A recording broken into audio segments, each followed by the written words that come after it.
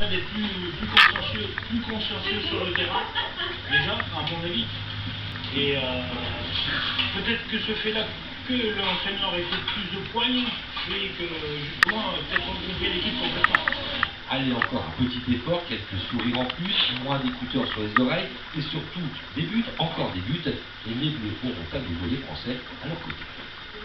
Voilà, il y a des joueurs fermés, ça vient, et les écouteurs, il n'y en avait pas ce matin sur la promenade, vous l'avez vu. Ce soir, donc, le match au Stade de France, mais aussi un autre événement avant le match, grand événement, la tribune de presse va être rebaptisée au nom de Thierry Roland.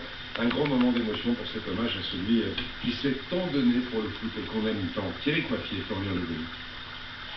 Vous le croyez ça, l'équipe de France est championne du monde en battant le Brésil. Je crois qu'après avoir vu ça, on peut mourir tranquille. Enfin, le plus tard possible, mais on peut. Il était la voix du football. Voyez-vous, ça se passe bien. Merci beaucoup. Certains de ses commentaires sont entrés dans l'histoire. Ils ont accompagné des générations d'amateurs de ballon rond. Allez, mon petit bonhomme! Oui, mon petit bonhomme, bravo! Bonne balle de Platini pour Battiston! À côté! C'est pas vrai! Il faut, comme on dit un petit peu trivialement, les avoir bien approchés pour arriver à disputer un match de football ici. Thierry, il était très attachant parce qu'il était à l'antenne comme il était dans la vie. C'est-à-dire, quand il avait un truc à dire, il le disait. Ça ne plaisait pas forcément à tout le monde. Mais il avait cela, Thierry. Il parlait avec son cœur. Et il était populaire parce qu'il parlait avec son cœur et que les téléspectateurs le sentaient bien. Ce soir, avant le match France-Allemagne, la tribune de presse du Stade de France deviendra la tribune Thierry Roland.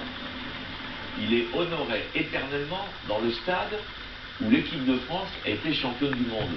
Thierry, maintenant, il est éternel pour toutes les générations qui vont choisir ce métier de journaliste. Et comme Thierry n'avait pas aussi que des amis, je suis aussi très content que ça en emmerde quelques-uns.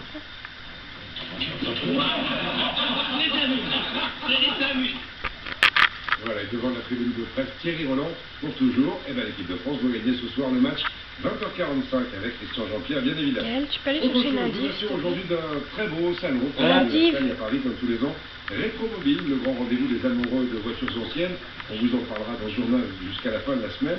En commençant aujourd'hui par une voiture mythique née en 1953, presque comme moi, une américaine, la Corvette avec des collectionneurs à Neuville-de-Poitou dans la Vienne, Aurélie Herel et Emmanuel Saint.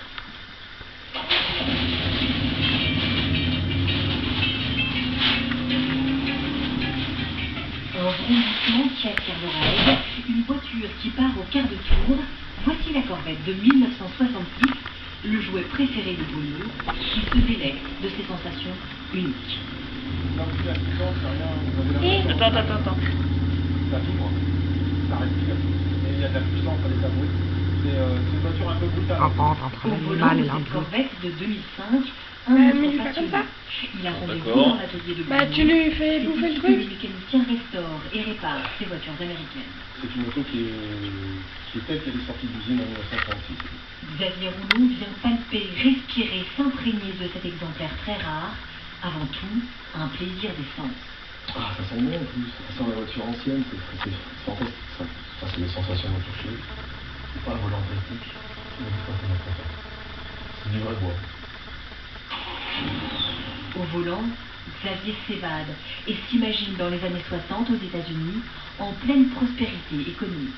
C'est une ambiance particulière, on se replonge dans une époque que moi j'ai pas connue, une époque aussi un peu insouciante, une époque où on savait s'amuser. Des carrosseries dessinées par un amateur de pêche sportive. Les lignes s'inspirent de l'arrêt Pastenag, Stingray en anglais, et du retour.